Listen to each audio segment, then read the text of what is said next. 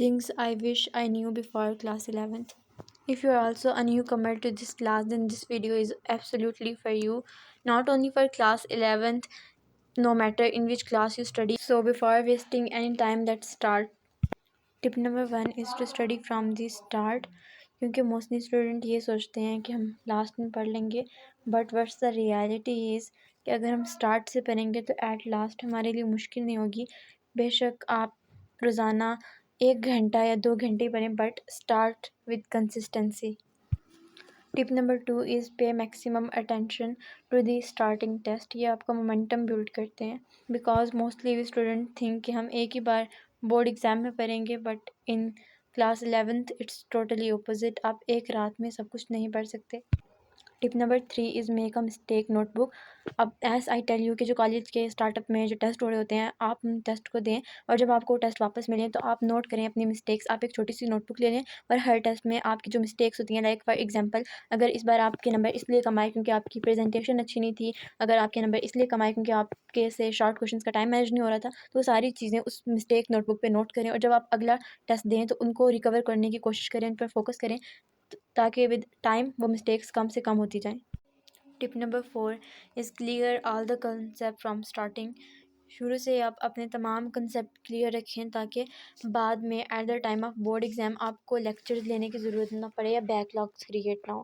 अगर आपको कॉलेज में टीचर्स की समझ नहीं आ रही तो आप यूट्यूब से पढ़ सकते हैं। There are many good teachers in YouTube. आप उस सब्जेक्ट के अकॉर्डिंग, तो फॉर एग्जांपल आपको फ़िज़िक्स की समझ नहीं आ रही कॉलेज में, तो आप यूट्यूब से बेस्ट टीचर ऑफ फिज़िक्स के रिलेटेड सर्च कर।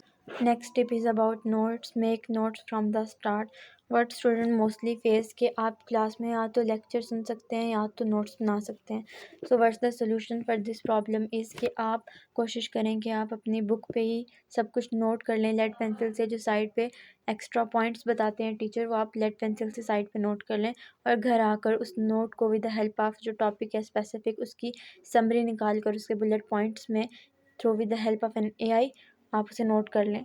And when an chapter end, तो आप उसकी चीट शीट बना लें, समरी बना लें, ताकि आपको रिवीजन में आसानी हो।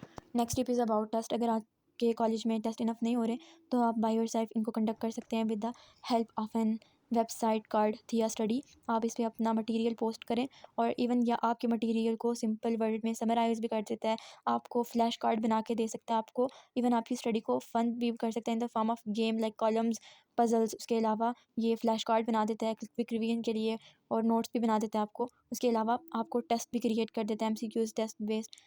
तो इसके ज़रिए आप आसानी से खुद अपने लिए टेस्ट बना सकते हैं और हर चैप्टर का टेस्ट इसके ज़रिए आप क्रिएट कर सकते हैं और प्रैक्टिस भी कर सकते हैं। Next tip is stay one step ahead. आप कोशिश करें कि जब भी आपको कॉलेज में एक टॉपिक का लेक्चर मिलता है तो उससे आगे वाला टॉपिक जिसका लेक्चर अभी कॉलेज में नहीं हुआ, आप उसे भी एक बार पढ़ के चले जाएं। अगर आपके लिए उसका लेक्चर लेना पॉसिबल नहीं है तो जस्ट रीड इट, और जो मुश्किल वर्ड्स हैं उन्हें पहले से अंडरलाइन कर लें। इससे आसानी ये होती है कि आपको पता होता है कि आपको किस चीज़ के बारे में क्वेश्चन करना है और क्या चीज़ मुश्किल है।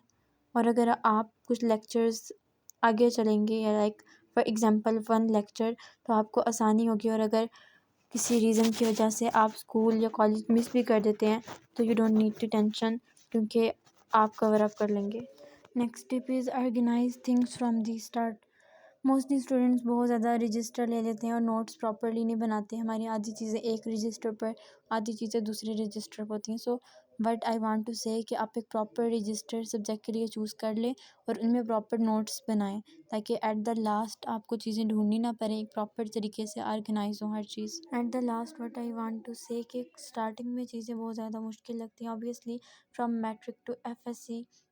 शायद लोगों को देखने में एक चेंज नहीं लगता, but it's a big change, क्योंकि मैट्रिक का सिलेबस बहुत ज़्यादा डिफरेंट है एज़ कम्पेयर टू FSC में चीज़ें टफ़ हो जाती हैं, बट हम बहुत ज़्यादा ओवर थिंकिंग करते हैं जिसकी वजह से स्टार्ट में चीज़ें बहुत ज़्यादा मुश्किल लगती हैं। But if you start with consistency, proper care के साथ, ऑर्गेनाइजेशन के साथ अगर आप चलेंगे तो चीज़ें खुद आसान होना शुरू हो जाएंगी। इट्स नॉट दैट डिफ़िकल्ट जितना ये नज़र आती हैं। अगर आप प्रॉपर टाइम के साथ कंसिस्टेंसी के साथ चलेंगे तो चीज़ें आसान हो जाएंगी।